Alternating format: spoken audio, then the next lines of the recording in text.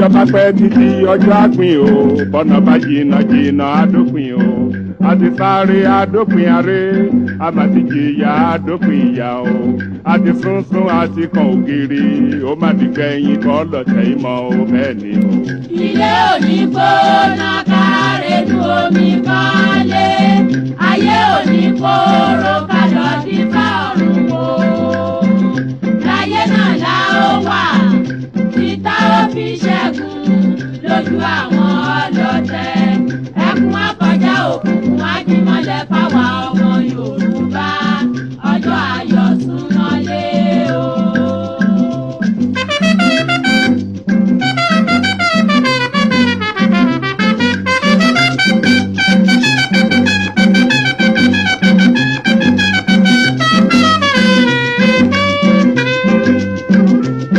Ó di láéláé pọ́n gbá ó mà di láéláé pọ́n gbá Yorùbá ò ní dọ̀bálẹ̀ ẹ̀fẹ́ nìkan ó di gbẹ̀yìn kọ́ lọ́tẹ̀ ìmọ̀ o. yé ẹ dìde dìde bí ológun ẹ bá jàgà sílẹ̀ o ẹ rántí àtọmọdọ́mọ kò ní sú wa kò ní rẹ̀ wá tá ó fi ṣẹ́gun tẹni tó dé ó sàn ju ẹni tirẹ̀ ń bọ̀ bẹ́ẹ̀ ni ò ní dídúró kẹ́dúró gbọ̀n kẹ́dúró gbọ̀n kẹ́dúró gbọ̀n gbọ̀n gbọ̀n àtùpàgbé oníkànnì o bí ẹ bá sùn ẹ gbé ọjọ́ ayọ̀ súnmọ́lé o. ọjọ́ ayọ̀ Yorùbá ti súnmọ́lé lágbára Ọlọ́run Olódùmarè ọjọ́ ayọ̀ wa ti súnmọ́lé yóò sì ṣojú èmi àti gbogbo yín lágbára Ọlọ́run tó mú kí gbogbo wa kú déédé àsìkò yìí níbikíbi tẹ́ ti ń wò mí káàkiri àgbáyé ẹ̀yin tẹ́ ń wò mí Nàìjíríà ẹ̀yin tẹ́ ń wò mí káàkiri Áfíríkà ẹ̀yin tẹ́ ń wò mí káàkiri gbogbo ìlú òyìnbó mo kí gbogbo yín o mo kí yín ní tológun tológun mo kí yín ní tẹlẹ́ṣọ̀ tẹlẹ́ṣọ̀ mo kí yín wípé ẹ káàárọ̀ ẹ káàsán ẹ kúrọ̀lẹ́ ẹ káalẹ́ èyíkéyìí tó bá sá da nínú ẹ ṣàfìsí tó mo wá dúpẹ́ lọ́dọ̀ Olódùmarè ọba tó dá mi ọba lónìí ọba lánàá ọba lọ́jọ́ gbogbo ọba náà ni ó máa jọba láéláé ẹnìkan ò fi jọba ẹnìkan ò sì ní rọ́ lóyè ó ti lo àìmọye ọba gbó àìmọye ọba ni ó sì tún sì lògbó ṣùgbọ́n lọ́hùn òun kò ní ọba tí kì í ní tẹ́nà ni torí kò sẹ́ni tó fún mandate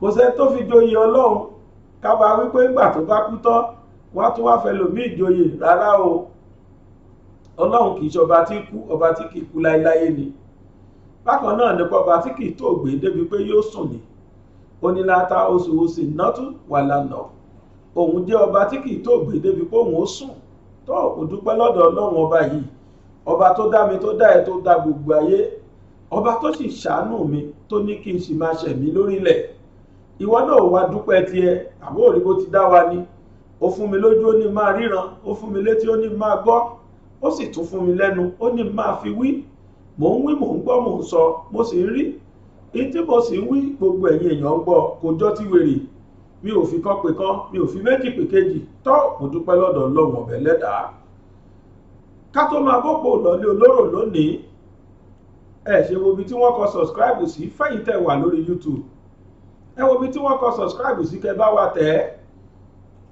orí ṣánẹ́ẹ̀lì tá a wà yìí òun náà ni BGI TV Bàbá Gbàgede Ìmọ̀ tẹlifíṣọ̀n lórí YouTube ẹ bá wa tẹ̀ ẹ wo subscribe kẹtẹ̀ bákan náà ni pé ẹ wo ibi tí wọ́n fi àmì aago sí ni ẹ tẹ̀ ẹ eléyìí ni wọ́n pè ní notification bell tí ẹ bá ti tẹ̀ tẹ̀ sí tẹ̀ subscribe ní tó túmọ̀ sí ni pé gbogbo ìgbà tá a bá ti ń ṣe ètò ẹ mọyì ètò tá a ti ṣe lénìí ó ti lọ bí 6 tá a ti ṣe sórí ṣánẹ́ẹ̀lì yìí gbogbo ẹ̀ pátá àwọn kan ń gba notification wọ́n ń ṣàlámí fáwọn kan pé BGI TV tó ti gbélé jáde wọ́n tó ti gbélé jáde bẹ́ẹ̀ tí mo gbà nù pàápàá jùlọ tírú mi bá tún bẹ̀rẹ̀ ẹ̀ tún rí yìí náà gbà níṣẹ́ ni kẹ́ ẹ ṣàbùwọ́ lulẹ̀ ìtumọ̀ notification bell yìí rèé ẹ̀yin tẹ́ wá wà lórí Facebook àwa náà wà ń bẹ́ẹ̀ Facebook page wa máa jẹ́ Gbàgede Ìmọ̀ with Aláwìyé Báyọ̀ Gbàgede Ìmọ̀ with Aláwìyé Báyọ̀ bẹ́ẹ̀ náà ni lórí Instagram Gbàgede Ìmọ̀ _22 ó là ń jẹ́ lórí Instagram. àwọn àyè méjèèjì náà ẹ fọ́lù wa ń bẹ̀ kájọ kọ́mọlùbọ̀ ká sì jọ dé lè rí ògè. láàárọ̀ yìí lónìí mo fẹ́ bẹ̀rẹ̀ ètò tèmi látara arákùnrin kan tó jẹ́ pé ìgbà tí wọ́n ti gbé àwọn Lédìké tiẹ̀ náà bí ọ̀sẹ̀ méjì sẹ́yìn tiẹ̀ ni wọ́n gbé, ṣùgbọ́n gbogbo ayé ò gbọ́, gbogbo ayé ò mọ̀. arákùnrin wọ́n gbé ní Èkìtì state ní ìpínlẹ̀ Èkìtì, ibẹ̀ ni wọ́n ti gbé.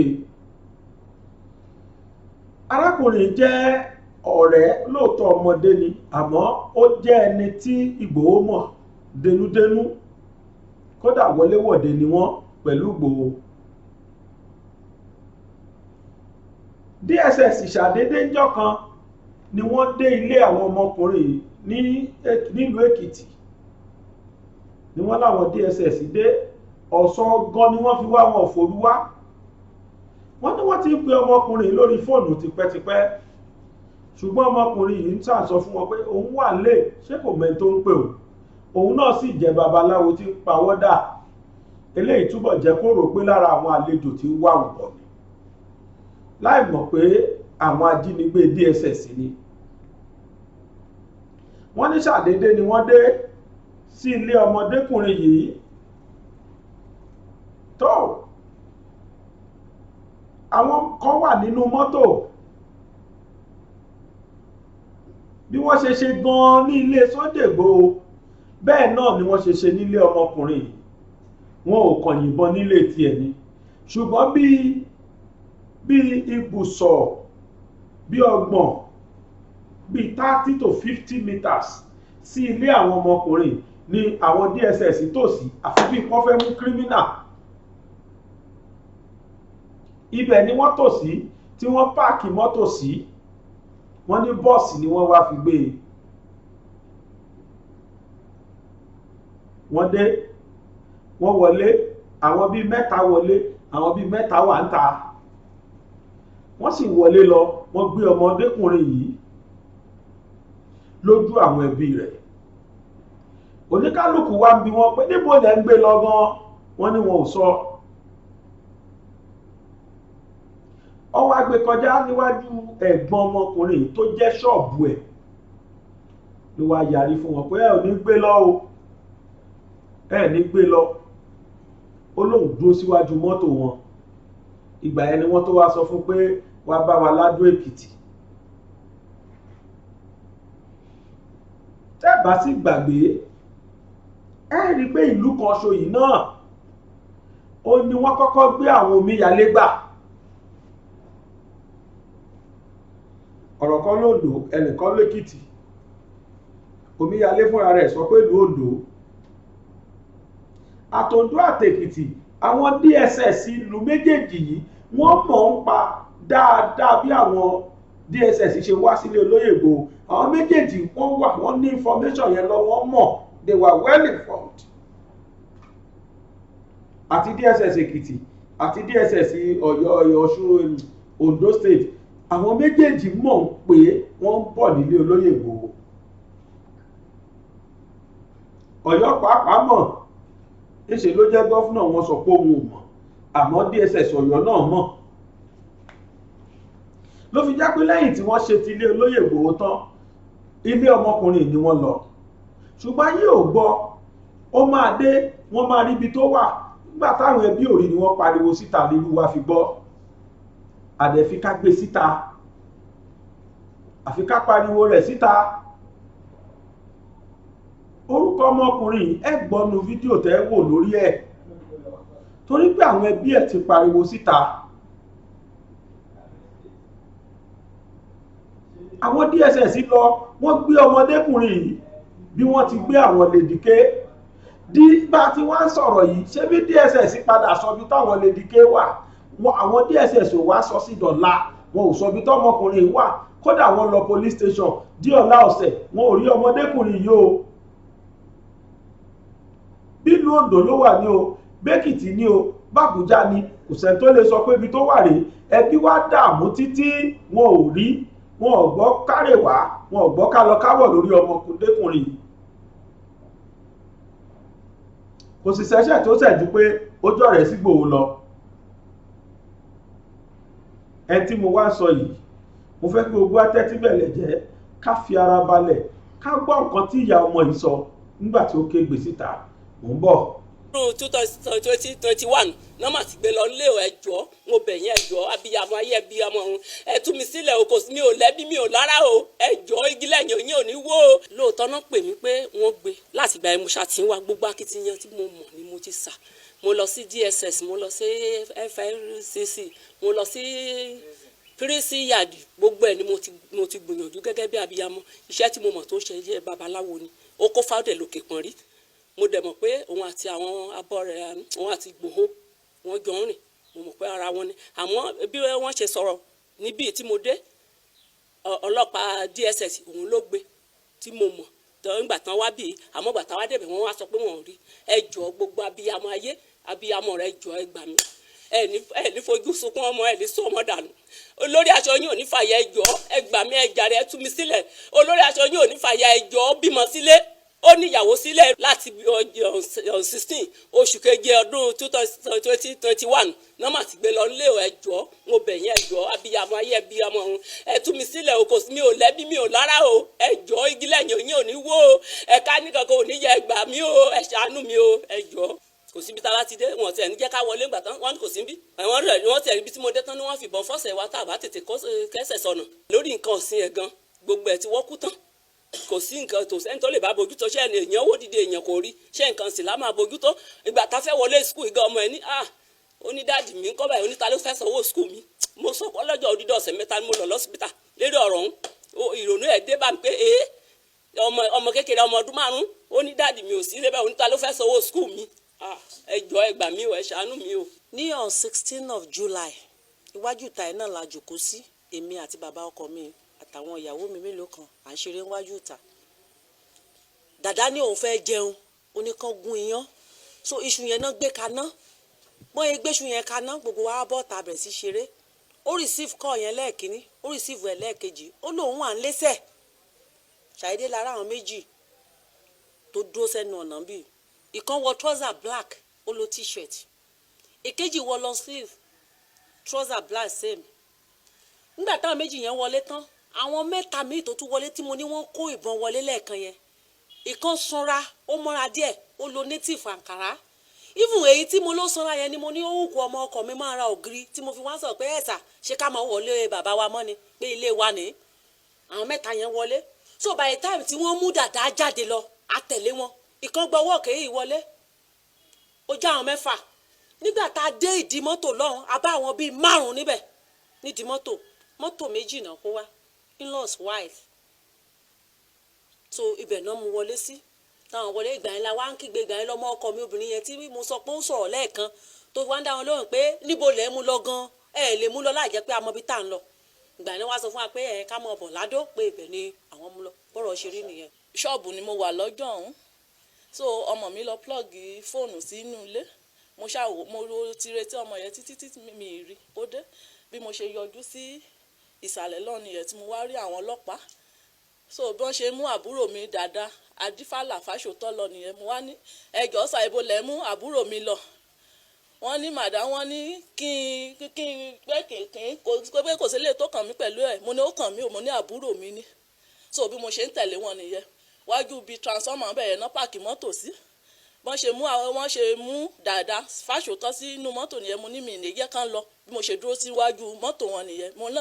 unless tán bá sọ ibi tán mú àbúrò mi lọ bí èèyàn kan nínú wọn ṣe sọ̀rọ̀ nìyẹn ó ní òkè ṣá ó ní ibẹ̀ náà ti wá ṣùgbọ́n mo ṣàkúrò níwájú mọ́tò wọn bọ́n ṣe gbé lọ látọjọ́ nìyẹn mi rí mọ́ ẹjọ́ ẹ ṣàánú mi o àbúrò mi ní ẹjọ́ ẹ bá mi wá rí ẹ̀yin ọmọ Nàìjíríà ayé yín ò ní bàjẹ́ o ọmọ ní ó kú ó yá ju ọmọ ní sọnù lọ o ẹjọ́ o ẹ bá mi wá o. Actually, the incident is not to the knowledge of the police, and we wish that these people, the complainant, had come to report was before this time, because you just mentioned that this happened 3 months ago and we are not aware. If we were aware, something would have been done about it. To the best of my knowledge, no such report has. Ilẹ̀kẹ̀ pọ̀ ń gbó kí ṣọ̀gbó tó yan kele láàyò ọ̀pọ̀ igi ní ń bẹ ní gbó ká tó fi gé ọmọ gbẹ́gbẹ̀dù ilé ìwé Calvary tí ń bẹ ní Arépo ọ̀gá ni kọ́ń láwùjọ òkúta mọ́gbà kákọ́ ọmọ ní ìmọ̀ ẹ̀kọ́ ìwé tó yanrantí tí ò lábùlà àní tẹ̀gọ́ ní ẹ̀ ilé ìwé Calvary ní ẹjẹ́ àgbé fún o yàrá ìkówé sí tó kún fọ́fọ́ fún ojúlówó ìwé yàrá àṣedọ́rawò tó ní àwọn irinṣẹ́ ìgbàlódé tí ìmọ̀ ìjìnlẹ̀ bíbá yàrá ìkàwé tí ń pe ọmọ wá kàmí dánwò ńlọ́bì ìyá ọ̀kẹ́rẹ́ àyè ìgbaniwọlé ń bẹ sí àwọn yàrá ìkàwé bíi ìwé ń derí àbá òṣòfò nursery primary girama kékeré tòun girama àgbà ìjọba lù ló ń tẹ̀ gbà Calvary Group of Schools ń bẹ ní 125 Calvary Avenue Pipeline Arepo ìjọba ìbílẹ̀ Ọbáfẹ́mi Owódé ìpínlẹ̀ Ògùn ìkànnì ìbánidọ́rẹ̀ẹ́ wọn rèé o @School Calvary tàbí ìkànnì tọrọ yín léka wọn www.calvarygroupofschools.com ẹ̀rọ ìbánisọ̀rọ̀ tẹ́lẹ̀ kàn sí rèé 08164335641 tàbí 07039884475 Calvary Group of Schools, trust in God.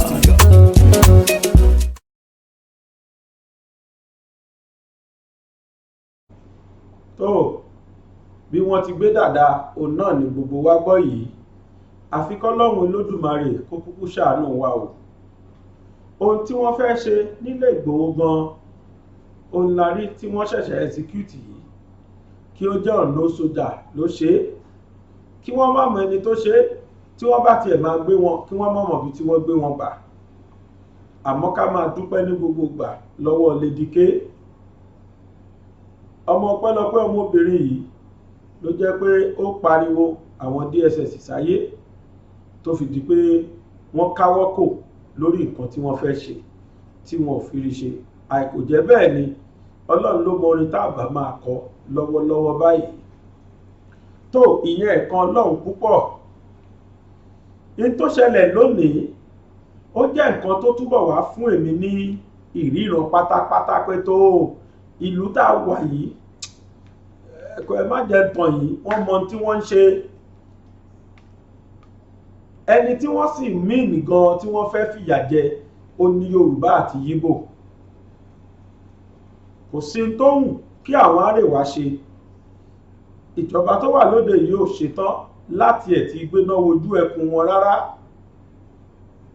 ìjọba yìí ò ṣetán láti bì wọ́n lọ́wọ́ wò ṣùgbọ́n wọ́n ṣetán láti tẹ ẹ̀tọ́ ọmọnìyàn mọ́lẹ̀ lórí ọ̀rọ̀ ẹnikẹ́ni tó bá sọ̀rọ̀ wípé bóyá òun sọ̀rọ̀ Yorùbá nation àbí wọ́n sọ̀rọ̀ IPOB àbí Biafra. ohun tó ṣẹlẹ̀ ní kóòtù lẹ́nìí sí Nnamdi Kanu ó jẹ́ nǹkan tí mo fi rí àrídájú wípé tí a bá ṣọ́ra ibi tá à ń bọ̀rọ̀ yìí bọ̀ ẹ̀rù pátápátá yẹn sẹ́ẹ̀ ni wọ́n fẹ́ kí àti Yíbò àti Yorùbá máa ṣe fún Àrẹwà nítorí pé kò yé mi ẹ̀yin lẹ fi ẹ̀sùn kan èèyàn ní abẹ́ òfin èmi náà ṣiṣẹ́ òfin díẹ̀ ní abẹ́ òfin tó bá jẹ́ pé ìjọba ló fẹ̀sùn kan èèyàn ìjọba ló máa jẹ́ complainant tí ẹni tí wọ́n fi ẹ̀sùn kan máa jẹ́ defense àwọn agbẹjọ́rò àwọn méjèèjì wọ́n á máa pè kan ní defense counsel wọ́n á máa pè kejì ní àwọn tí wọ́n jẹ́ complainant defense counsel yìí wọ́n ní àǹfààní láti pé 10 mọ́kànlá yín àwọn agbẹjọ́rò wọ́n lè pé 30 tó bá jẹ́ pé ẹ̀sùn tó ga tá à ń pè ní capital offence nírú ẹ̀sùn tí wọ́n fi kan ẹni yìí irú eléyìí tí wọ́n fi kan Nnamdi Kanu ó jẹ́ ẹ̀sùn tí kìí ṣe ẹ̀sùn ìfọwọ́hẹ rárá kìí ṣe ẹ̀sùn ọmọ kékeré rárá ó jẹ́ ẹ̀sùn kan tó jẹ́ pé ẹ̀sùn tó tóbi ni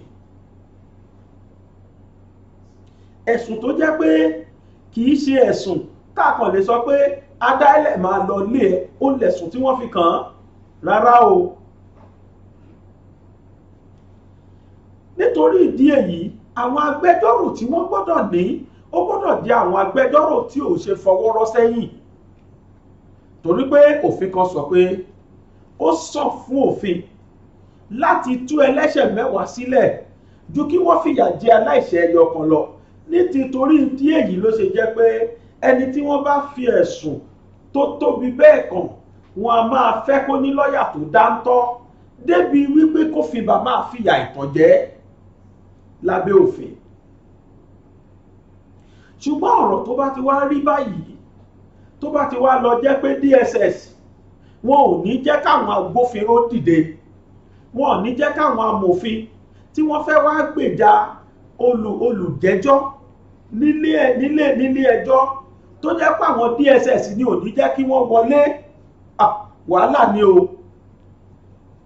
Àkọ́kọ́ náà láàárọ̀ yìí DSS ti kún bíbà, DSS ti lọ kún bíbà sí kóòtù láàárọ̀ yìí. Ẹ̀yin náà lẹ sọ pé ẹ fẹjọ́ sẹ́ni, ẹ wá lọ ń dààmú àwọn gbogbo àwọn agbẹjọ́rò tí wọ́n máa wọlé wá. Ẹ bẹ̀rẹ̀ sí ní dààmú wọn pé ẹjọ́ níbo ni ibi iṣẹ́ agbẹjọ́rò, mo lọ́fíìsì agbẹjọ́rò? Kóòtù ni, kóòtù ni ọ́fíìsì agbẹjọ́rò. Agbẹjọ́rò wá dé, ẹni wọn ò gbọ́dọ̀ wọlé àfàgbẹjọ́rò ẹyọ kan. Nínú adájọ́ àti DSS ta ló láṣẹ ń kóòtù náà? DSS pèèyàn lẹ́jọ́, ìjọba pèèyàn lẹ́jọ́, ó dẹ̀ káwọn agbẹjọ́rò tí wọ́n máa gbèjà ẹ̀wà tí wọ́n máa bá sọ̀rọ̀ ẹ̀kọ́ ẹni kí wọ́n má wọlé. Definitely ní dájúdájú eléyìí fi yé wa pé ẹ wò ó, wọ́n kàn mọ̀ọ́mọ̀ fẹ́ fi ìyà jẹ ọkùnrin. Kí dẹ̀ nìdí? Torí pé ó sọ pé àwọn fẹ́ lọ. Kò sí nǹkan míì jù yẹn lọ. Déédéé tí wá ń ṣẹlẹ̀ ńlẹ̀ Yorùbá náà lẹ́ rí yìí. Ìfẹ́ tọmọnìyàn dún ní. Ìmáfẹ́ jẹ́ kẹ́lòmíì sọ̀rọ̀ ńgbà táwa bá ń sọ̀rọ̀, àwa la wà ń bẹ̀, ta lẹ́yìn olóṣẹlẹ̀ yìí o. Ọwọ́ pé béèyàn bá tiẹ̀ kọ́kọ́ dé kóòtù yẹn láàárọ̀ yìí náà, ẹ̀rù àkọ́kọ́ bà á, àfi bí ẹni lójú ogun, àfi bí ẹni wípé ẹni tó ti pa gbogbo ayé run ni wọ́n fẹ́ gbé wá nú kóòtù ọ̀hún. Kí ló le tó yìí? Àwọn Fúlàní agbénipa tí wọ́n ń gbé èèyàn lójú méjèèjì, wọn ò lọ dọ̀yà há wọn báyìí, wọ́n ń rìn nínú ìlú pẹ̀lú àìsí wàhálà. Fúlàní rìn tí ò sẹ́ni tó fẹ́ sọ pé má ṣe bẹ́ẹ̀ mọ́. Ní àwọn fún ìsọ pé Fúlàní lásán o, àmọ́ Fúlàní àwọn agbénipa, àwọn pàyànpàyàn nú wọn. Wọ́n rìn nílùú pẹ̀lú èké, kódà wọ́n á tún gbébọn ọ̀hún dání tí ò sẹ́ni tó fẹ́ bí wọ́n. Ojoojúmọ́ ni ó ti wá pọ̀ rẹpẹtẹ nísìn lọ́wọ́lọ́wọ́ ní Abẹ́òkúta. Ó ti wá pọ̀ lábẹ́òkúta lọ́wọ́lọ́wọ́ yìí. Èmi àtẹnìkan jọ rìn láàárọ̀ yìí, mo lóhùn lọ sọ́ba dá oko. Kí ó wá fẹ́ lọ ṣe? Ó ní àwọn Fúlàní agbénipa, ó ní wọ́n kidnap ẹni mẹ́ta kan, wọ́n náà fẹ́ gba 100 million lọ́wọ́ àwọn mẹ́tẹ̀ẹ̀ta. Àwọn sì ti san bóyá 20 million kan ló láwọn ti san náà. Ó ní wọ́n ní káwọn ra làjì àpò, káwọn ra àpò ráìsì, káwọn róróró. Ibi tá a bá yé dé rèé. Yàtọ̀ fowó tí wọ́n fẹ́ gbà, ó náà sọ pé káwọn ra igbó, kokéènì, àwọn òògùn olóró, káwọn rà dání, káwọn ra àwọn wáìnì ọtí wáìnì lóríṣiríṣi.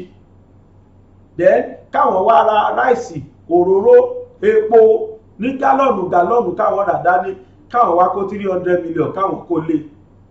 Ó ní gbogbo tọ́mọ táwọn ọkùnrin mẹ́tẹ̀ẹ̀ta ìdí làwọn ti tà. Ó ní kan ní mọ́tò nú àwọn ti tà dánù. Ó ní ṣùgbọ́n iye táwọn sì rí fún wọn bóyá 30 million ló pè. Ó ní àwọn tó ń lọ ń bẹ̀ wọ́n lé ní báyìí. Mo ní bo ẹwà tí ń rí wọn, ó ní níbi tí wọ́n ti máa wá pàdé ẹ̀ẹ́dẹ̀ pọ́lọ́pàá wọn lọ́lọ́pàá wo. Ó ní tọ́lọ́pàá sọ fáwọn ní pé táwọn ò bá fẹ́ kí wọ́n kú káwọn ṣe tí wọ́n wí yẹn. Ibi abáyédèrè o. Lẹ́yìn kan bá wá sọ pé ìyá ìwà tó gẹ́ o, ẹ fi DSS mú. Ló ṣe ń sọ̀rọ̀, ó ṣe ń gbèjà àwọn èèyàn ẹ̀. Ìtú tí wọ́n pa lẹ́nìí ní kóòtù fún Nnamdi Kanu, kí ló ṣẹlẹ̀? Ní pé nígbà tí àwọn adájọ́ wọn tí àwọn agbẹjọ́rò ẹ̀ dé ẹnu géètì wọ́n ti ẹ̀jẹ̀ kọ́kọ́ kọ́mpáǹdì ilé ẹjọ́ rárá ẹnu géètì wọ́n ti tibẹ̀ àwọn DSS ti rí pété mú wọ́n dẹ̀ fira wọn hàn àwọn alágbẹjọ́rò Nnamdi Kanu wọ́n ní kò sáyè láti wọlé àwọn aṣèjágbẹjọ́rò tẹ́ máa ní ò sáyè láti wọlé ẹnìkan ni wọ́n ní kó wọlé nú wọn ìgbà yẹn dénú lé lò àwọn tó kù ńkọ́ ṣé ìwà ní sí wọn ló bá tún padà ẹni yẹn bá tún padà pé àwọn tó kù mi tájọ jágbẹjọ́rò ẹ fi wọ́n lẹ̀ kán wọlé ìyẹn ló ń sọ lọ́wọ́ tí bí ń tàyàn àpò tó jẹ́ jọjọ́ tí yẹn fi dé wọ́n pẹ̀ ẹjọ́ tó kàn ẹjọ́ Nnamdi Kanu ló kàn àti DSS kánsẹ̀lì DSS dìde agbẹjọ́rò DSS àtàwọn tó ń lọ kóra wọn wá àwọn yẹn dìde Nnamdi Kanu ti àwọn ti ẹ̀dà ó ní wọ́n wá táwọn ọ̀jẹ̀ kan wọlé ẹnìkan ṣo ló débì ẹnìkan òun dẹ̀ ti lọ clear àwọn tó kù wọ́n ní lágbẹjọ́ ni adájọ́ bá ní ìyẹn débì ó tún padà ọdún lòyìnbó ọ̀hún bákan pé bóyá dìsásọ̀ àbí kinní kan ló ṣe yẹn o kinní kan ní ẹ bá ní pé ṣùgbọ́n for now òun ò ní sọ nǹkan kan òun súngbẹ́jọ́ yẹn sí January November la ṣì wà yìí o wọ́n kàn rán kí jọ́ọ̀jì pàṣẹ nínú kóòtù ẹgbẹ́ pé ẹ lọ ṣá ọ̀kásẹ̀lì ẹ̀jẹ̀ kan wọlé wọn sọ bẹ́ẹ̀ o ta ni wọ́n tó máa sọ bẹ́ẹ̀ níta fojú rí rèé ilẹ̀ Yorùbá náà pàápàá ó ń ṣe Ìgbòho kí lẹ̀ṣẹ̀ ìlẹ́ṣẹ̀ kankan kí lọ́mọ Yorùbá ṣe àìmọye tí wọ́n ti pàdánù tán pagbé tí ó ti ṣe tó fẹ́ sọ̀rọ̀ ẹwà àwọn tí mo gbé wá níjẹta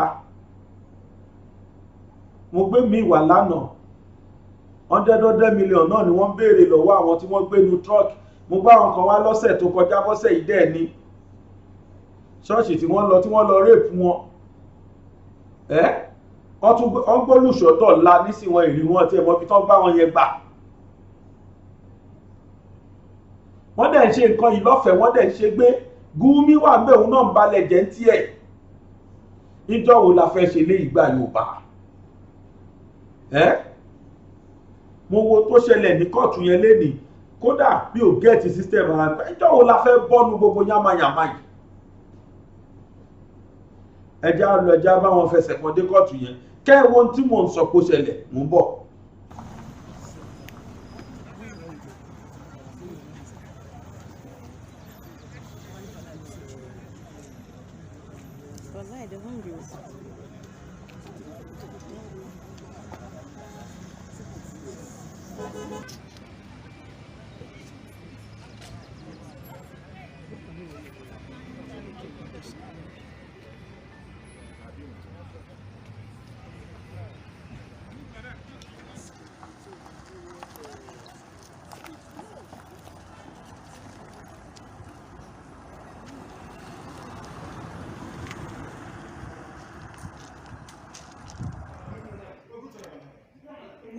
Informa, remove your hands more. Who told you that? No, I said your hands more. Why are you commanding? Why are you commanding? Huh? Why are you commanding?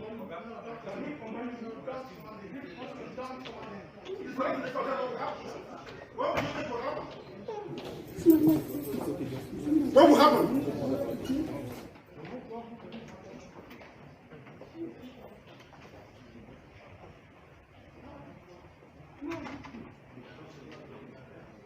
Come with us. You could have just adjourned it for 1 week. Why did you come But up? she's supposed to hear from us. She's supposed to hear from us before adjourning the case. We are here.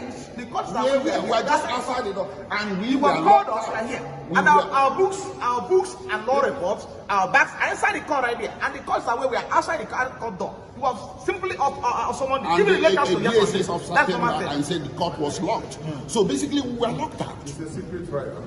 Ohanese delegation came to this court. The traditional rulers sent a light delegation to these proceedings. The former governor of Anambra, Dodo Izife, here. All of them are outside the gates, being harassed and being disgraced. And they've been standing for 2 hours. I'm talking of men in their 80s, some in their 90s.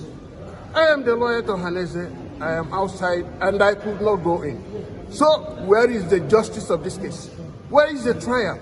I was brought up to learn that a judge sits independently and that justice must not only be done but must be seen by all to have been done.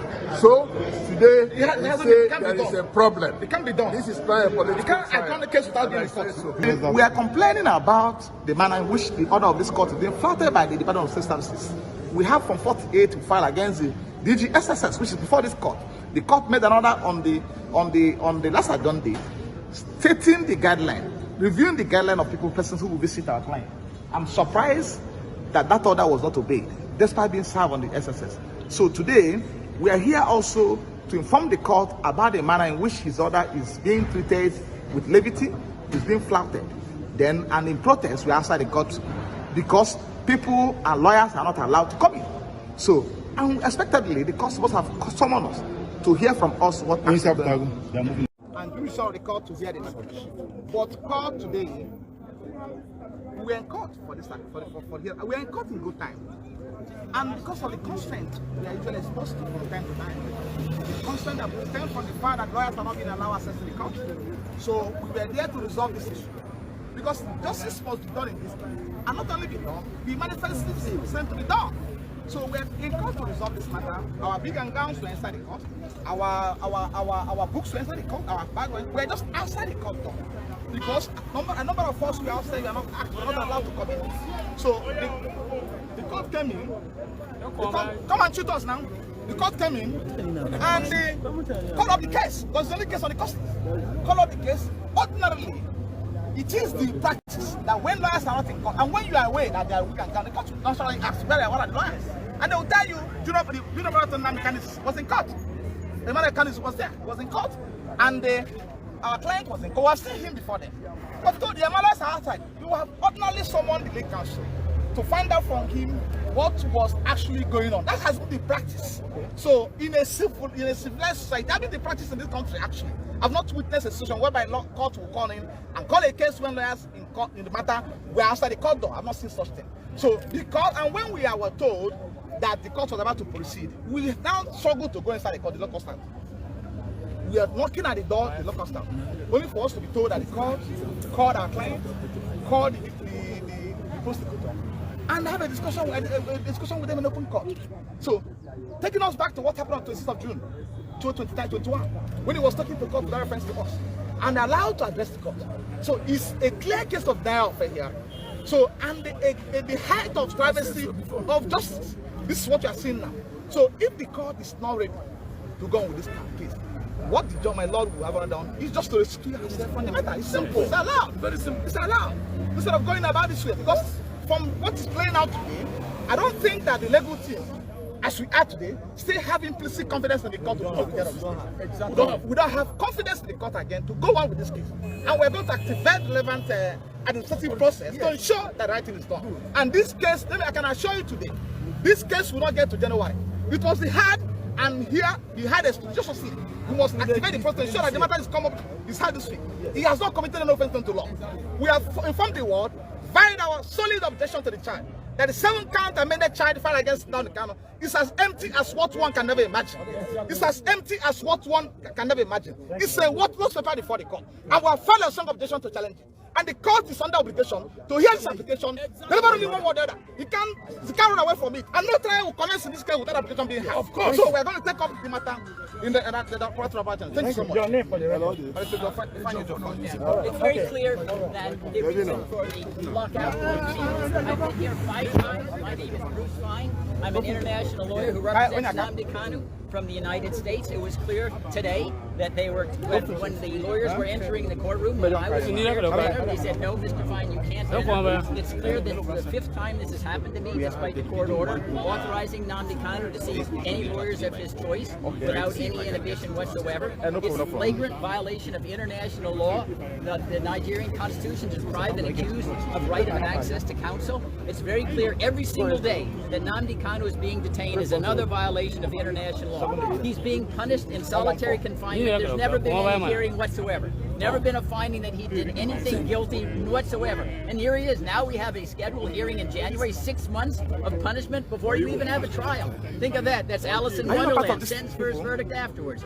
This case is going to go to an international forum. I'm taking the case to Geneva, the Working Group on International Arbitrary Detention, the International Criminal Court, and the International Court of Justice in The Hague, the United States Congress, to make clear that the Nigerian judiciary cannot be trusted. Sanctions are necessary in order to bring it into conformity with due process of law. And until that happens, Nigeria will be a pariah state. It will be a failed state. And I want to underscore to the Nigerian judiciary, you're not immune from criminal prosecution like the Nazi judges weren't either. You participate in the flagrant violation of human rights, you'll be charged with crimes against humanity at the ICC, and I can guarantee that because I'm going to do it. My name is Bruce. Bruce Fein. Bruce Fein for record. Bruce Fein. Bruce Fein for record. Bruce Fein for record is a former deputy attorney general of the United States of America. Just speaking to you. Yes. And a lawyer to Nnamdi Kanu and IPOB in the United States of America. F-E-I-N. Welcome, sir. Right, that's now Bruce Fein, lawyer from the United States. We deny access to enter the courtroom today to hear the trial of Nnamdi Kanu. As we don't tell Una before, they don't adjourn the case to January 19 and 20, 2022. Let's go. The lawyers will staging walkout of the courtroom, sake of say, then deny this legal counsel from the United States access into the court.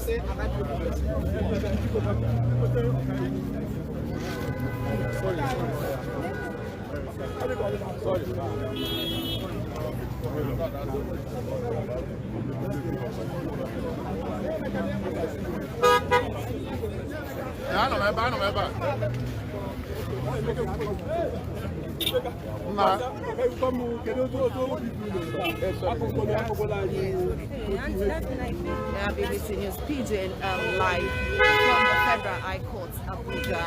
If you miss any of this update, you can enter our website for bbcpidgin.com. As matter don't go before we round up, they don't adjourn the case of Nnamdi Kanu to January 19 and 2022. That's the next year. Toribi said they deny the legal counsel way from US. Bruce will also follow us up for this video for interview. Say they deny an access against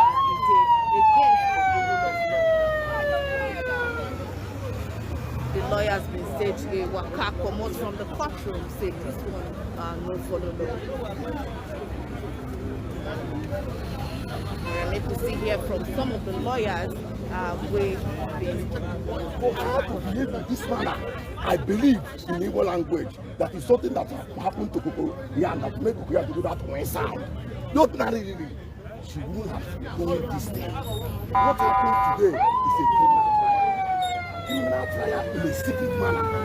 The lawyers we are agitating that a particular person, they say that they don't want. We say no, it is not for your own to tell us who will come in and who will have given us 5. It is for us to say, Mr. Keko, Capo, Code. Whether you like the person or you don't like the person, it is our choice to say, these are the people that will come in. Not for you to start censoring those that will come in and those that will not come in. That is what, and that is the cause of whatever that happened. So as we were outside, deliberating in protest, that we're not going to go in until they allow a representative from the United States of America to go in. The next thing is that they matter to 19th and 20th of January. And they have forgotten most important aspect of the Criminal Justice Act, which provides that if somebody is not granted bail, that trial must be today. That is the law. That is the law. We are not the one that make the law. It's when you grant the person bail, you can adjourn at your liberty. But provided that that person is under incarceration, the law says day to day. It has no mean that you cannot try day to day. It must exist 2 weeks. So why you make the law? Why break the law? Are you saying that the court has violated its own rules and acts? The law is an act. That's the position of the law. And what Criminal Justice Act is here. So thank you, and thank you. We have a lot to do. God bless you. Sir, you introduce yourself again, sir, your name. Barrister Gam, Chairman of Otuokiwu on Litigation and Public interest. Thank you very much.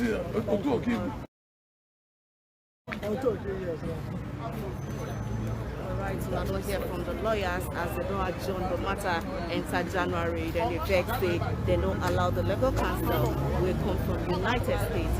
They don't allow her to access the court from the lawyers there. They say waka enter bbcpidgin.com to read more about the updates of this trial and how it will waka today. The special lawyer to Mazi Nnamdi Kanu dey here and he go like tell us wetin happen inside court. Oga, how e go today? We didn't go well. We were locked outside and we tried to get inside, but we found that the courtroom was locked from inside.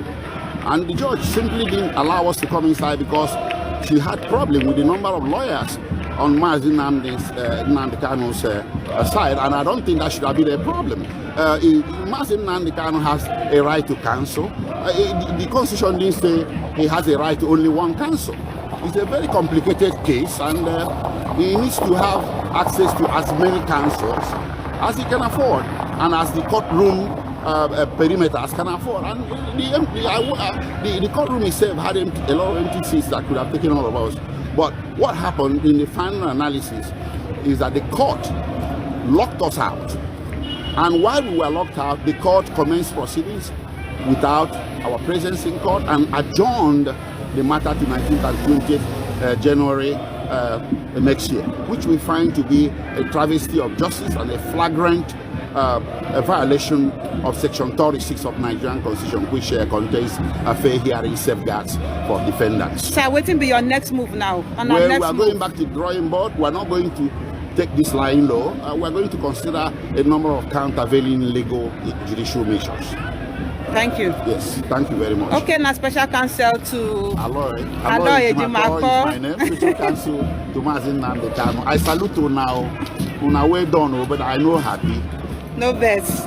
Okay, and I don't hear as a special counsel to Nnamdi Kanu Tokam, Barrister Aloy Ejimakor, into say then lock them out, come adjourn the case when then they outside of the court. So now the summary of waiting talk be this, say then go back to the drawing board, go re-strategize to come back January 19 and 20th, 2022 for what be the next adjourn date for the hearing. So country people, now so it be for the Federal High Court, that they will adjourn the case to January 19 and 20 of 2022. So now the lawyer will just talk to us now in special counsel will be Aloy Ejimakor. So country people, now so it be they don't adjourn the case already. So now till 2022, now we go come back for this place to come tell on as the matter they waka they go. So everybody done they come out and I hear them from the lawyer mouth, maybe Barrister Aloy Ejimakor, as in talk say the way the hearing go today, he no sweet in belle at all. He no happy at all. So in say the judge been the para for the number of lawyers where they Nnamdi Kanu legal team, and if you say that one no supposed be matter where she go for ground. So as in the para they go, so then they go arrange yourself again to come back January 19 and 20, 2022 will be the next adjourn dates.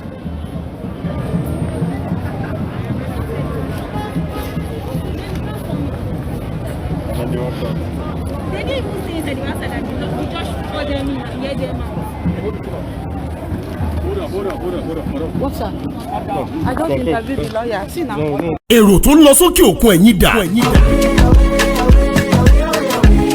Ságbàsúlà àti máa wálé iṣẹ́ tó kójú òṣùwọ̀n láti bá ní ṣètò ìwé ìrìnnà ní kókó. Ọpẹ́ o! Ṣíṣe ìwé ìrìnnà dìrọ̀rùn ká bá ní ṣètò ilégbèé fún ìgbádùn àkókò ìsinmi lẹ́nu iṣẹ́, ìrìn àjò afẹ́ fún àwọn akẹ́kọ̀ọ́, lílọ sí Mẹ́kà òun Jerúsálẹ́mù, ó fẹ́ lọ kàwé lókè òkun, iṣẹ́ kíkọ́ lókè òkun àti bẹ́ẹ̀ bẹ́ẹ̀ lọ. Force Excellent Able Travels and Tours Limited wọ́n gba òǹtẹ̀ lọ́dọ̀ ìjọba pẹ̀lú àwọn àjọ elétò ìrìn àjò ojú òfurufú. Force Excellent Able Travels and Tours Limited àwọn gan lọ́ba láti bá wa dòwò pọ̀. Ẹ lè pè 09055052472 ẹ sì lè tẹ àtẹ̀ránṣẹ́ sórí +639 174 163 562. wọ́n wà ní nọ́mbà 45 Shokenway Òkè Ìjẹun Abẹ́òkúta ní ìpínlẹ̀ Ògùn. ẹ lè kàn sí www.excellenttravels.com.ph. Force Excellent Able Travels and Tours Limited. ìrìn àjò dìrọ̀.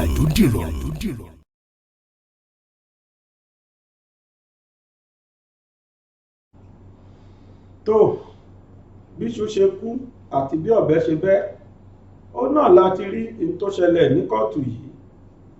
ó sì jẹ́ tó bani nínú jẹ́ gan tí ò dùn mọ́ èmi o, torí pé tá a bá ń bọ́rọ̀ yìí lọ báyìí ìfẹ́ tọmọnìyàn dùn ní àmà máa ṣẹlẹ̀ sí lójoojúmọ́ mà ní.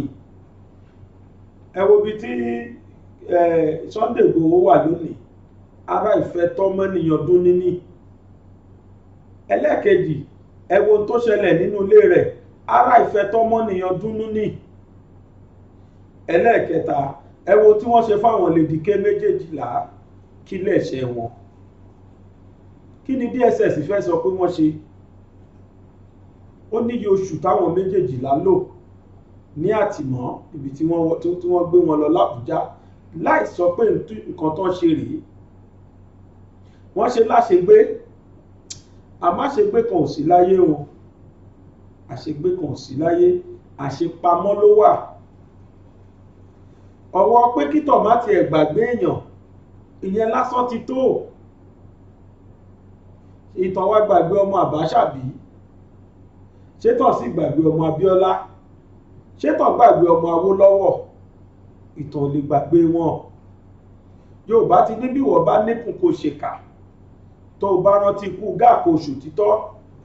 ṣùgbọ́n tó dé mi lójú ni pé pẹ̀lú ògo Ọlọ́run a ní kú sípò tá a wà yìí. a ní kú sínú ẹ̀. ìròyìn ayọ̀ ń bọ̀ wá fún Yorùbá láìpẹ́.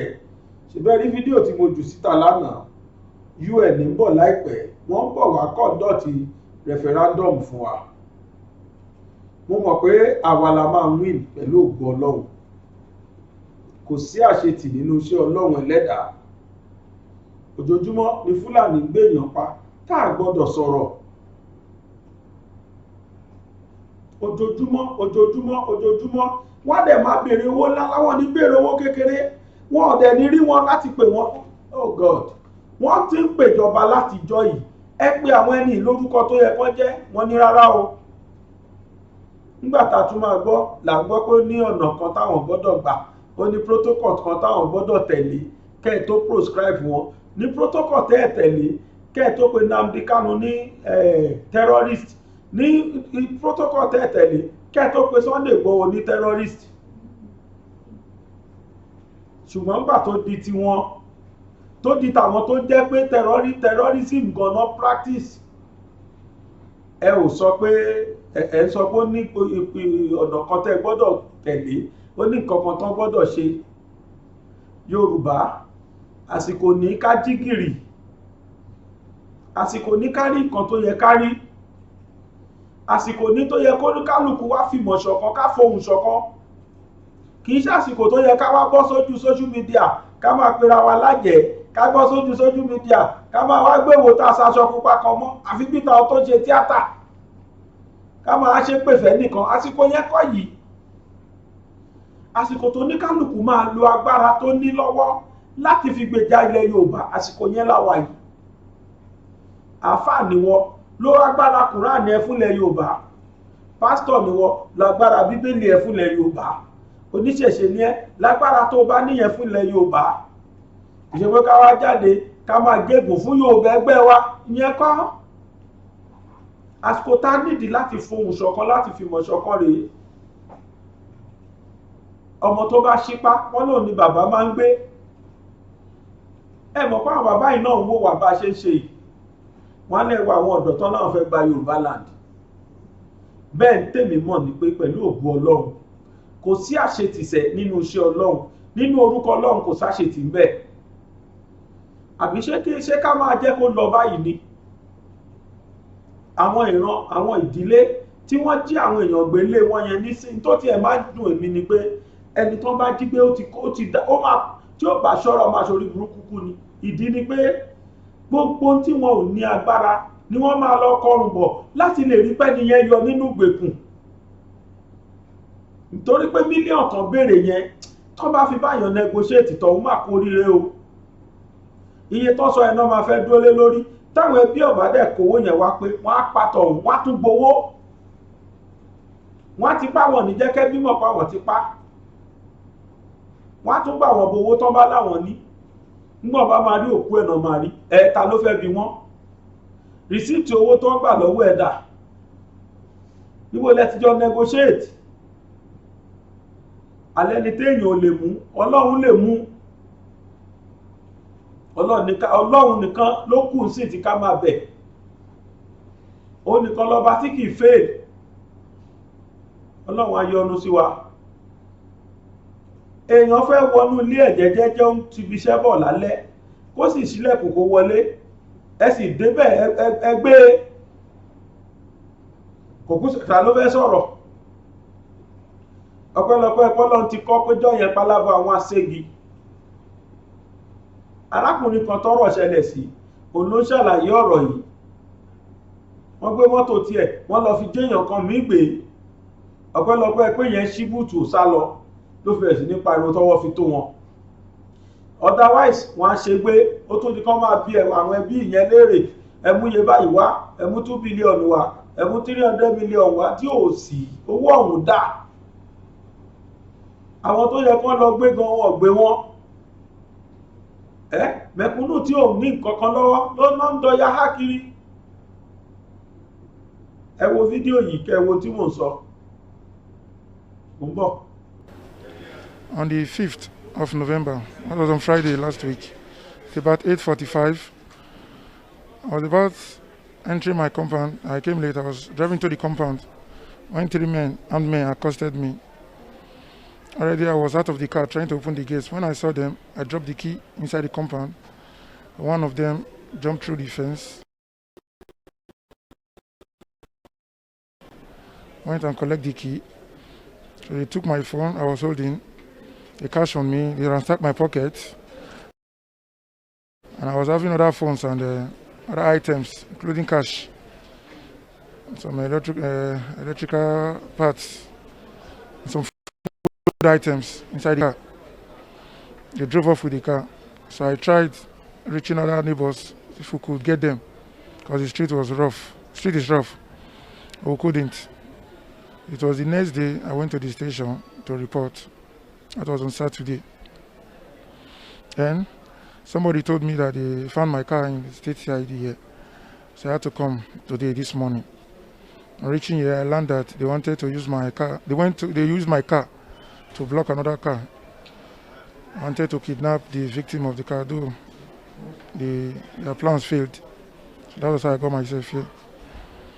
So about 1 a.m. in the afternoon on Saturday, so I was driving out of my compound.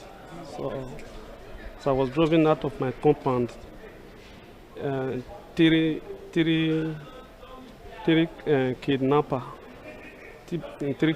now came and told me to come down. Then they built up me with their guns. So they told me to come down from the vehicle. So they now removed my wallet, my iPhone, and my little Nokia phone that was with me. Then they now opened the boot. They now put me inside the boot. So they now drove off. So later I now find out that the vehicle was not moving. It's like it was in hold up. So my mind now told me inside the boot I was praying, but my mind now told me that there's boot opener. There's one thing they do inside the boot. They used to open it.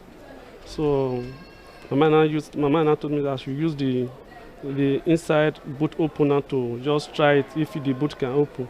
So I now tried, the boot now open, and I jump out. And I find out that the place was at the Lord Junction.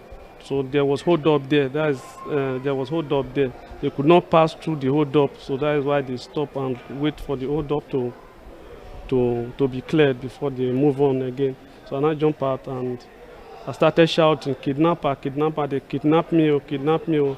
So the keke rider that was there in the junction, so they was pursuing. They now jump out from the vehicle and they now start running. The keke rider, they started pursuing them. So later they now caught 2 of them. So they started beating. That is how something happened. Yes, this suspect of attempted kidnapping on the 5th of November at about 1400 hours. The police command through its Ubowo division received a distress call that some kidnappers are going about trying to have kidnapped 2 persons in their vehicle, different vehicle, a Toyota Corolla and a Hyundai Jeep. These are on receipt of the information. The police DPO, CSP Albert, immediately organized his operatives of the Nigerian Police, Edo State Command, and the local vigilante in the area, and give these kidnappers a hot chase. On the process, 2 of them were arrested, and the name of the person that were arrested are David Ayobamide, a male from Ijebu-Ode, Ogun State, age 25, and Lucky Efosa Osaore M of Oro Street, 5 Junction, Benin City, age 23 years. Exhibits also recovered were 1 Toyota Corolla car, ash color, registration number BEN 715 RK, and 1 Hyundai car, color yellow in color, registration number LSD 174 CC. The 2 victims were rescued unhurt, and then 2 suspects out of the 3 gang members were arrested. Ilẹ̀kẹ̀ pọ̀ ń gbókè ṣọ̀gbó tó yan kele láàyò ọ̀pọ̀ igi ní bẹ ní gbóká tó fi gé ọmọ gbẹ́gbẹ̀dù ilé ìwé Calvary tí ń bẹ ní Arepo ọ̀gá ni kọ́ń láwùjọ òkúta mọ́gbà kákọ́ ọmọ ní ìmọ̀ ẹ̀kọ́ ìwé tó yanrantí tí ò lábùlà àní tẹ̀gọ́ ní ẹ̀ ilé ìwé Calvary ní ẹjẹ́ àgbé fún o yàrá ìkówé sí tó kún fọ́fọ́ fún ojúlówó ìwé yàrá àṣedọ́rawò tó ní àwọn irinṣẹ́ ìgbàlódé tí ìmọ̀ ìjìnlẹ̀ bíbá yàrá ìkàwé tí ń pe ọmọ wá kàmí dánwò ń lóbi ìyá ọ̀kẹ́rẹ́ àyè ìgbaniwọlé ń bẹ sí àwọn yàrá ìkàwé bíi ìwé ń derí àbá òṣòfò nursery primary girama kékeré tó ń girama àgbà ìjọba lù ló ń tẹ̀ gbà Calvary Group of Schools ń bẹ ní 125 Calvary Avenue Pipeline Arepo ìjọba ìbílẹ̀ Ọbáfẹ́mi Owódé ìpínlẹ̀ Ògùn ìkànnì ìbánidọ́rẹ̀ẹ́ wọn rèé o @School Calvary tàbí ìkànnì tọrọ yín léka wọn www.calvarygroupofschools.com ẹ̀rọ ìbánisọ̀rọ̀ tẹ́lẹ̀ kàn sí rèé 08164335641 tàbí 07039884475 Calvary Group of Schools, trust in God.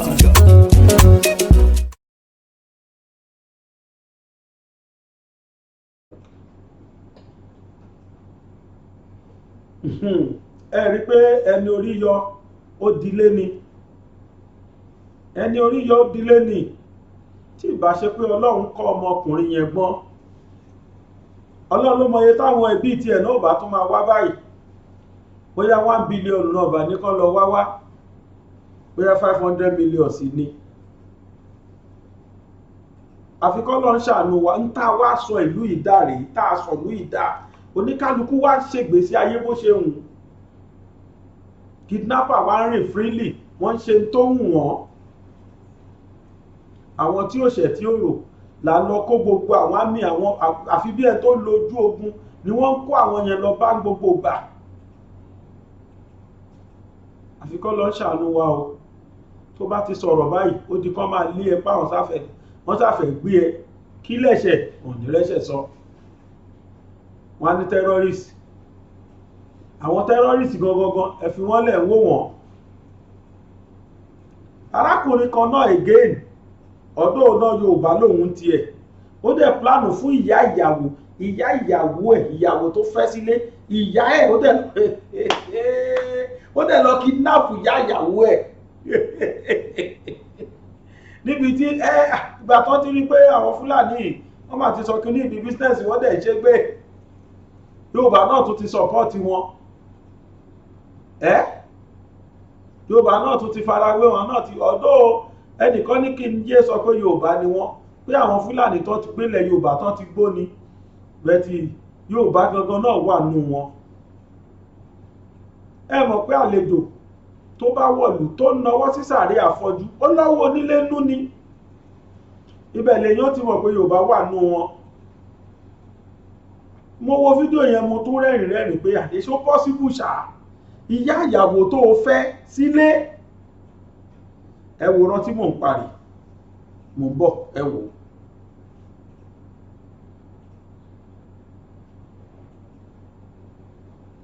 Báwo ni? Dáadáa ní sọ. Kí ló kọ́ ẹ? Ògúnrẹ̀mí. Bùnmi Ògúnrẹ̀mí. Bẹ́ẹ̀ sọ. Kí ni alias ẹ? Bùnmi Báfún. Bùnmi Báfún. Ọmọ bíbí ìlú Ògùn ni ẹ? Adó. Ẹ? Adó. Ọmọ Adó ni ẹ? Bẹ́ẹ̀ sọ. Ládùúgbò wo? Ìdọ́lọ́fin. Ìdọ́lọ́fin. Nílùú Ìlúgbó. Adó. Nílùú Adó. Ọmọ ọdún mélòó ni ẹ? 49. Ẹ? 49. 49 years. Yes sir. Okay. Kí ló gbé ẹ débí? Ọ̀rọ̀ kidnapping ló gbé mi débí. Ọ̀rọ̀ kidnapping. Ọ̀rọ̀ kidnapping ló gbé ẹ débí? Bẹ́ẹ̀ sà. Okay. Mo fẹ́ kó dárúkọ àwọn kidnapping tí o ti participate tí o ti ṣe ní ìlú Èkìtì. Number one tí mo kọ́kọ́ ṣe ní iṣẹ́ Akínbámi. Iṣẹ́ Akínbámi. Ta ni Akínbámi? Mi orúkọ tó ń pè é nìyẹn, ó dà pé ó ní filling station. Okay. Okay. Mo gbọ́ máa sọ. Number 2 iṣẹ́ woman kan báyìí mi mọ́ ní ọkọ ẹ̀ retired bóyá retired surveyor general. Okay. Okay. Number 3 Okay. Àkúrẹ́. Okay. Mi ti ẹ̀ mo dà pé pastor ni. Okay. Number 4 níṣẹ́ Ọlájẹ́ǹdé. Ta ni Ọlájẹ́ǹdé yẹn? Mother in law mi ni. Mother in law yẹn ni. Mother bẹ́ẹ̀ ni. Bí mother in law yẹn ló ṣe jẹ́? Bẹ́ẹ̀ ni. Ẹ jọ̀ọ́ ṣé tí wọ́n bá ṣépè fún ìyẹn tiẹ̀ ṣépè ò ní ràn ìyàwó tó fẹ́ sílé ìyá tó bí ọkàn ẹ̀dẹ̀ balẹ̀ inú ẹ̀dẹ̀ dùn káwá ní kọ́ má rí mú kó succeed bẹ́ẹ̀ ayé tí wá kọjá bá a ṣe rò oníkálukú kàn sọ̀rọ̀ ẹ̀ di ó kàn sọ̀rọ̀ ẹ̀ di kìnìún kìnìún á pẹran tí ò lè jẹ tán láyé á pa bó ṣe wù á dẹ̀ ṣe tóhùn kì í sì jẹran kàsè kábà sọ pé tí mo jẹkùn lánàá ni màá tún jẹ rárá tún lọ wá mi ẹgbẹ́ rí màìnà ẹ̀rí tó ṣe lánàá ni ọ̀rọ̀ tí mo sọ lánàá ó dá mi lójú pẹ́nu náà ni mo dá ẹnu kí ni mo dáná sí ó súnmọ́ kójú òdòdó ni wípé wọn ní pẹ́ filẹ̀ game plan ni tí wọ́n ń ṣe fún wa game plan báwọ̀ rí o adájọ́ fún ẹ o ṣùgbọ́n fọkàn balẹ̀ lẹ́ṣẹ̀ rí tí ẹ̀yìn àwọn DSS tí wọ́n fi ń bá àwọn wọ́dà jà pé rárá prison yard kan náà ní kàn gbé lọ adájọ́ náà torí pé géèmù lẹ everything well set up èmi ò tí ì gbọ́ rí kí wọ́n dá ẹjọ́ kí adájọ́ má sọ pé the culprit should be remanded in prison yard á pronounce ibi tí wọ́n máa gbé lọ àti pé ẹni tí wọ́n bá dájọ́ ẹ̀wọ̀n fún gbogbo ayé ló ti mọ̀ pé prison yard ni wárántì yẹn lọ DSS wá ń bá ẹ̀yìn ìwọ́dàjà convicted prisoner ni wọ́n ń pè convicted CP náà ń pè convicted prisoner ẹni tí wọ́n ti dájọ́ fún ni ọgbà ẹ̀wọ̀n ló yẹ kó máa lọ àwọn DSS náà wá bá ẹlẹ́wọ̀n wá bá wọ́dàjà ọ̀dọ̀ wa ló lọ àwọn wọ́dà náà sọ pọ́dọ̀ wa ló yẹ kó lọ òun tó ní kéèsì wá ń rẹ́rìn ó wá ń rẹ́rìn lọ ó ń rẹ́rìn tó ló ti mọ̀ wípé ìgbé ìwọ́n bá gbóhùn ló stẹ̀ ni adájọ́ náà mọ̀ dájọ́ yẹn láì dárúkọ pọ́gbẹ́ ẹ̀wọ̀n nìkan gbé lọ ẹ̀rí pé géèmù náà jọ ń fira wọn gbá ń bẹ̀ géèmù wọ́n tàn ọmọ Nàìjíríà jẹ torí wọ́n rí pẹ́nu pọ̀ lórí ẹ̀ pé kí wọ́n lè sọ pé àwọn ti gbé síbì kan bẹ́ẹ̀ àwọn ti dájọ́ yẹn irú ipò tá a wà rè nílùú yìí àfikún lọ́wọ́ ẹlẹ́dàá nìkan ṣàánú wa tí n bá ń parọ́ ẹ wo bí Maina ṣe ń kóòtù nígbà tí wọ́n ń gbé lọ ẹni tí wọ́n dájọ́ ẹ̀wọ̀n fún kò sí bó ṣe lè jẹ́ ó yẹ kí tọ̀hún máa banújẹ́ ní ẹ̀rín ní máa rí lọ ẹ̀rín ó yẹ bí tá a padà parí ẹ̀ sí rèé wọ́n ti ṣe ọ̀rọ̀ yẹn lábàràbọ̀ mọ́ ẹ máa jọ ti parí ẹ̀ ẹ wo máa nà.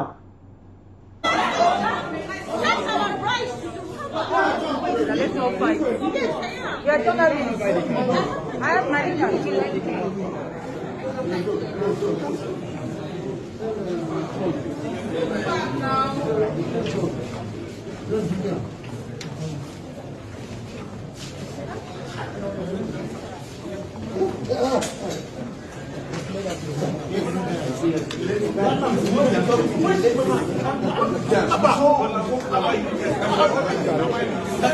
When you say let's go. We are going like this.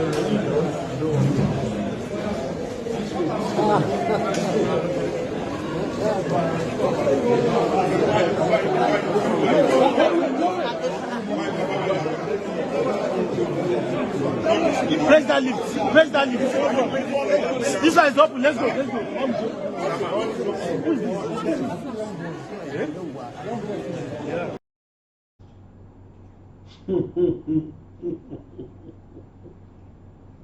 ṣe rí tíátà bàbá Suwe tó ṣẹlẹ̀ lódìdí court of law.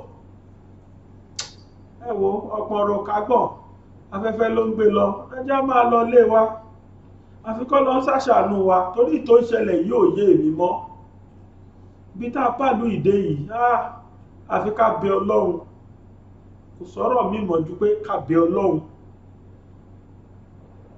kọ́lọ́ ṣáṣe kán jẹ́ ká gbàlúwa káwọ́ra máa lọ jẹ́jẹ́ torí ibi tí wọ́n bá lu ìdè yìí wọ́n ti bá kọjá yè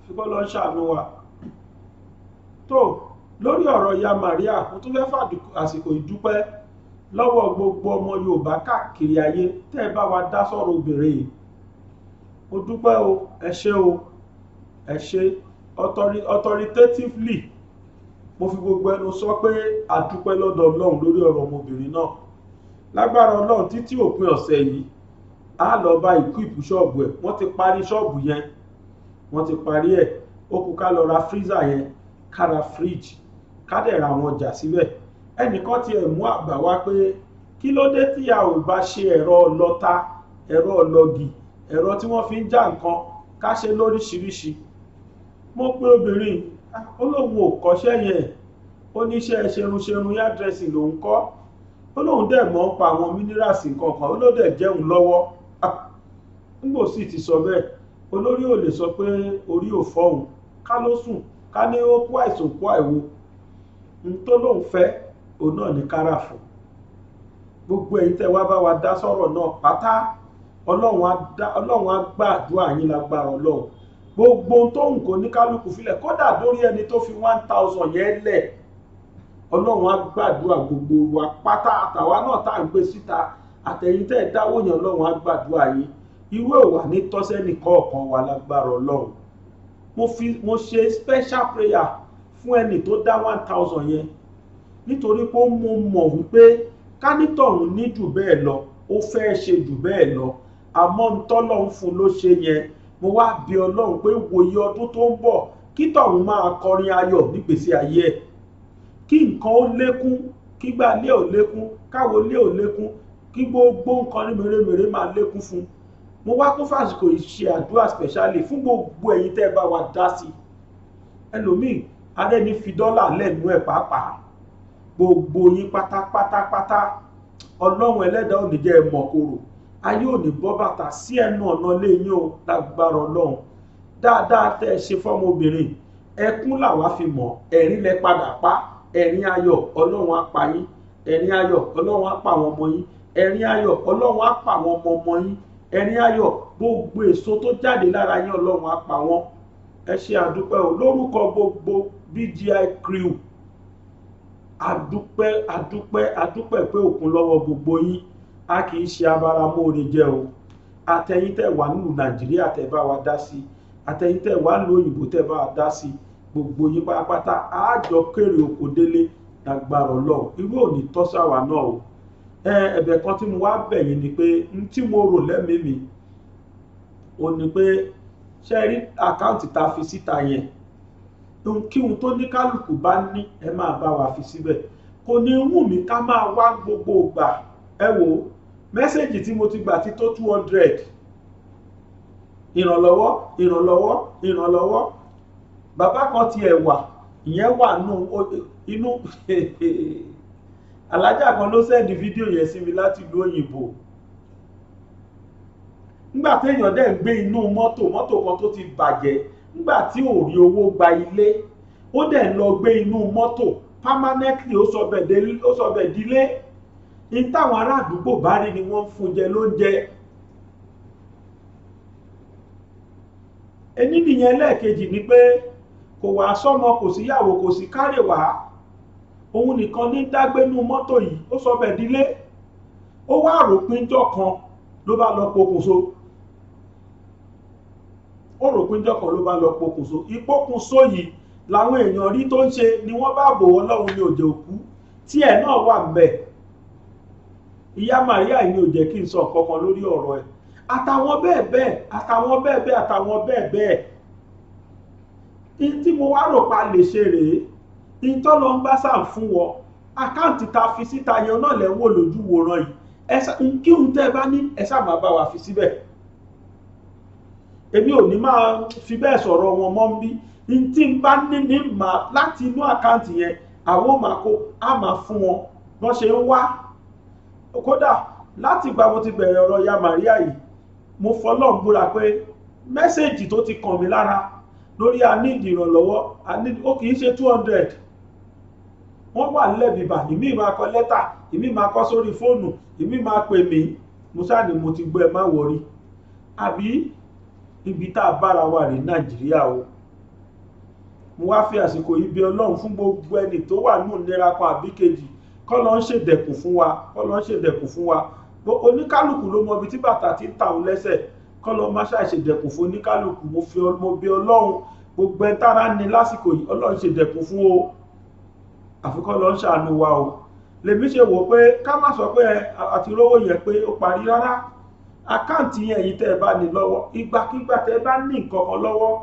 ẹ máa gba àwa náà láti BGI TV àti sọ di mandate lọ́wọ́ ara wa pé ní agbára Ọlọ́run lóṣooṣù àwa náà máa fi nǹkan sí àpò yẹn sínú àkáǹtì yẹn NGO àkáǹtì ni a dẹ̀ ti ń fi sí tá a bá ní a máa fi síbẹ̀ débi pé táwọn èèyàn bá ti ń wá bẹ́ẹ̀ àwa náà máa lè lọ́wọ́ sí wọn pé n tá lágbára láti ṣe yìí o Ọlọ́run má ṣàṣe rọrùn fún wa o oníyànṣe ọlọ́kàṣe o gbogbo ẹ̀yin tí ẹ bá wa wo tèmi gbogbo yín la dúpẹ́ lọ́wọ́ ẹ̀ ojú tẹ wá fi ń wò mí mo ṣe ládùúgbà pé kò ní fọ́ etí tẹ̀sí fi ń gbọ́ mi etí náà ò ní di o lágbára Ọlọ́run ọmọkùnrin ọ̀rẹ́ Ìgbòho tó tí wọ́n ń wá yìí mo fàsìkò yìí bí Ọlọ́run kọ́lọ́ má ṣàjẹ́ kárí láyọ̀ o kọ́ dẹ̀ tètè bá wa gbé lẹ̀ lẹ́sẹ̀kẹsẹ̀ Dàda ni wọ́n sọ pé ó jẹ́ Dàda Ọlọ́run bá wa rìlíìsì ẹ̀ láyọ̀ o Ọlọ́run jẹ́ àmọ́bi tó wà o Ọlọ́run wá bá wa yọ̀ǹda ẹ̀ bó ṣe yọ̀ǹda àwọn Lédìkẹ́ àtàwọn tó kù Ọlọ́run bá wa yọ̀ǹda òun náà olóyè Sunday Igboho tóun náà wà mí tó wà afàsìkò ìbí Ọlọ́run má ṣàbà wa yọ̀ǹda òun náà o gbogbo ẹ̀yin tẹ́ bá wo tèmi gbogbo yìí la dúpẹ́ lọ́wọ́ ẹ̀ ẹ ṣé o àdúpẹ́ látọ̀dọ̀ mi Aláwìyé Sàbúrì Adébáyọ̀ ọmọ bàbá tíṣà l'Abẹ́òkúta tí gbogbo yín pè ní bàbá gbàgede mọ̀ mo wá fàsìkò ìdúrágbére fún yín pé láyọ̀.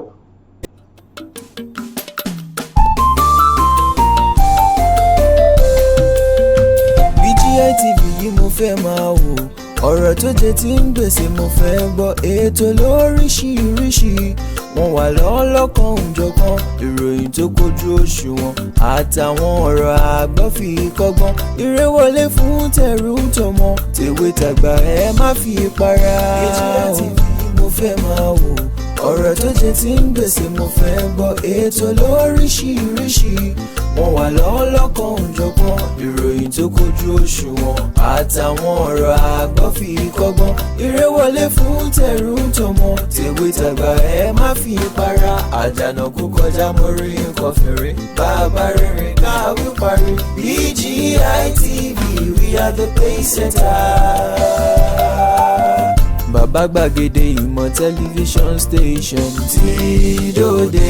iléeṣẹ́ amóhùnmáwòrán tó mọ bó ṣe ń lọ tó ní ìròyìn kọ́ńbọ̀kì tó jẹ́ yàjóyàjó ìròyìn àti ìsọfúnni àtìgbàdégbà àwọn ètò tó ké pọ́pọ́ filẹ̀ má yí kúò ń bẹ̀ má gbé kúò ń bẹ̀ máa jẹ̀gbádùn ẹ̀ lọ BGI TV bàbá gbàgede ìmọ̀ TV èdè ọ̀kìn ló dirí ẹwà fákòkò o bí ọ̀kìn bá tú ìyẹ́ ẹ̀ díẹ̀ ẹwà rẹ̀ àkàlẹ̀ àkà oko ẹ kàn sí ẹ̀ka ìpolówó ọjà wa láti bá wa dòwò pọ̀ lórí +234 70 38 22 61 60 fún àwọn tí ń bẹ lórílẹ̀‐èdè Nàìjíríà 070 38 22 61 60 BGI TV bàbá gbàgede ìmọ̀ TV ọ̀gá ni kọ́ń láwùjọ òkúta. bàbá gbàgede ìmọ̀ tẹlifíṣọ̀n station tí dòde.